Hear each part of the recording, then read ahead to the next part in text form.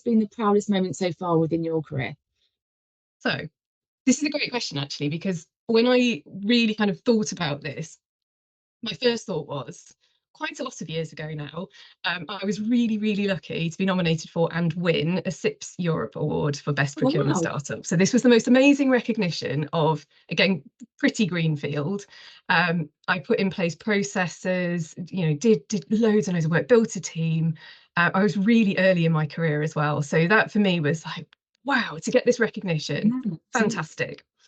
But then actually, if I take a step back from that, what I'm really genuinely most proud of is I've done a lot of work with a lot of people who've been fairly early on in their procurement careers, or even pre-procurement career. And looking at all of those individuals now who are having phenomenal procurement careers and knowing that I had a little part in inspiring them to get into the profession, that's it. That's the reason that I come to work.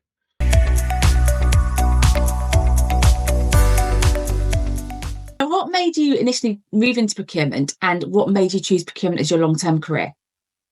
Yeah, it's a good question, and it's definitely something that I've fallen into rather than deliberately gone into procurement. I think that's quite a common story amongst us procurement professionals. So like I said, I kind of fell into it. I was working in production at Oxford University Press, and it was my second job out of university. So, started as a relatively new graduate and working my way up in the production teams within our journal and our academic business. So lots of publishing experience, but also an increasing amount of engagement with suppliers. And I've really found that was the part of my job that I really enjoyed, working with suppliers, outsourcing, in quality improvement, and those are the kind of things that made me really want to work with suppliers longer term.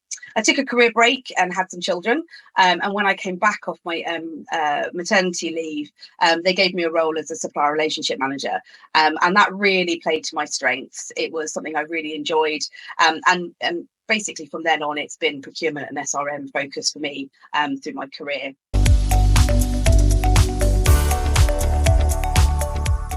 As I mentioned, you are the CIPS membership committee lead for the UK.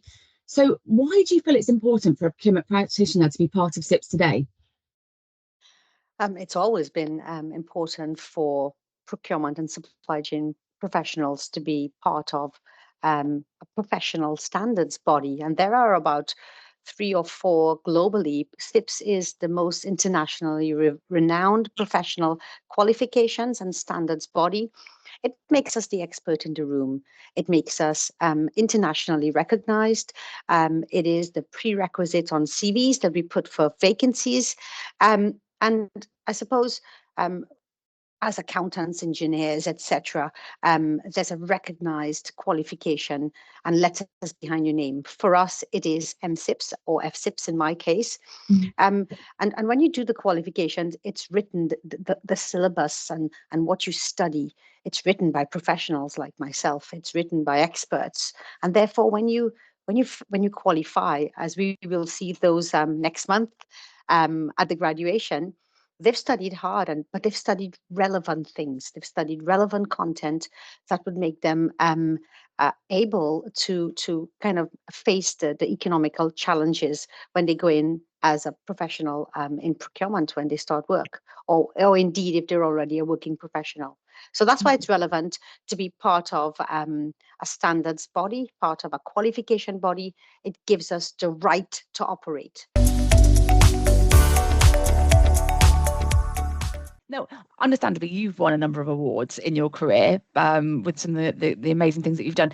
Which one has been the most memorable for you, and why? Gosh, there have been some fantastic things to be involved in. I mean, probably in my earlier career, lots of them were wonderful joint sort of awards with some of the corporate clients I was working with as a consultant. So whether it was a Princess Royal Training Award, a National Training Award, Government Opportunities Awards, or CIPS Awards. They're nice chances to be able to talk about a successful programme where it's been devised and delivered and the organisation has, really moved the dial on capability, on cost improvement, on efficiency, whatever those things are. They're all standout, and the wonderful organisations that I worked with to achieve them, including Coventry Building Society when they were one of my clients. But it's actually probably the standout one is it's an upcoming award. So in October, I'll be joined by the Coventry Building Society Black Network, which is a group for colleagues of African and Caribbean heritage. And we're off to the Black Talent Awards in Birmingham. We're shortlisted in 2 different categories. One of them is for an employee resource group of Black people. So this is really all the work that we've done in the 2 years since we've existed. I'm one of the co-chairs of the group, and we've just hugely moved the dial in terms of the narrative around ethnic groups within the society, educating, inspiring, celebrating, lots of community outreach again, and a huge chance just to kind of progress the skills and the careers of some of the young people within our employee resource group as well. And I'm nominated for an individual award within the financial services category as a Black person who has really made a contribution within their industry to showcase just the talents that Black people can bring into an industry that doesn't have a huge amount of representation amongst ethnic groups. So really important, I think, to be able to champion inclusiveness of all kinds, of every possible way that humans show up in the workplace as siblings, as parents, as carers, as, just global citizens who care about what's going on in the world around them. And also just thinking about, ways in which we can just connect with colleagues more, whether it's through, some fun events, whether it's collaboration in the ways we work. And I think for both of those awards and both of those reasons, those are probably kind of the most memorable journey to getting there. And regardless of the outcome, if we're award winners or not, how incredibly proud I think we will be as a group to be real advocates of Coventry Building Society.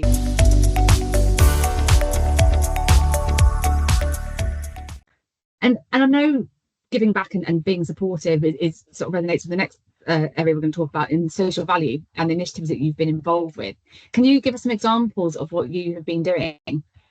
Yeah, so for Harland and Wolff, we do a lot of work with government. So we are affected by the public procurement policy notice. But we do a lot of work within the company, trying to raise money for designated charities, employing apprentices, but also giving those apprentices exposure to the supply chain. So I talked earlier about the hire company and the work we did with them on driver training. It's an amazing opportunity for apprentices to see a different side of the business or learn something slightly different and become much more aware than just the very narrow field they might be working in at that point. Harland and Wolff has done a lot of work across all of our shipyards to bring apprentices through. And in fact, the apprentice training manager in Belfast was nominated for an award this year. And he works incredibly hard with all the apprentices. And it's something that I think we need to do more and more for. I've attended various meetings where we've had school children on site, people who've just done their A-levels, a girls' grammar school where they were looking at university options, what could they do in terms of engineering. So it can be people trying to join the workforce at 16, people who want to come in as a graduate, joining us later. I always say nobody leaves school or university and says, I want to go into procurement. So part of my role is promoting procurement and saying, this is what we do. It's actually really interesting.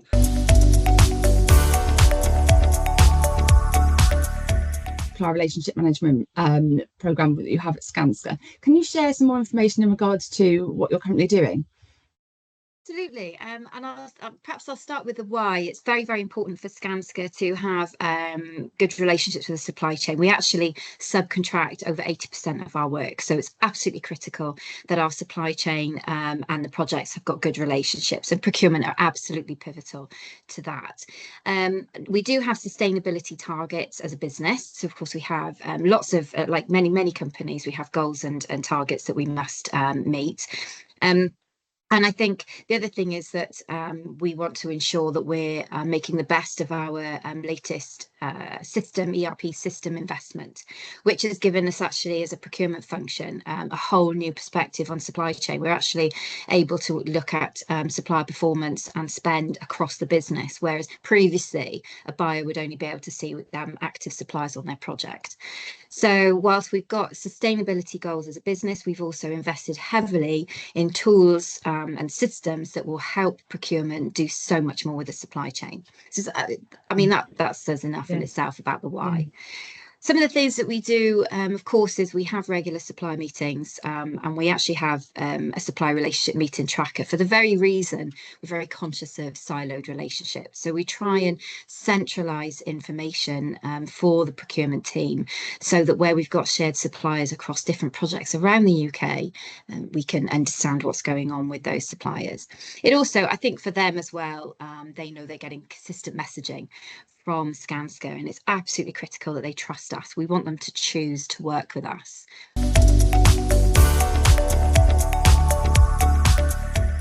And I know one question I'd love to start off with is you started, you did a degree within law, I believe, with French at university. So what made you choose procurement as your career?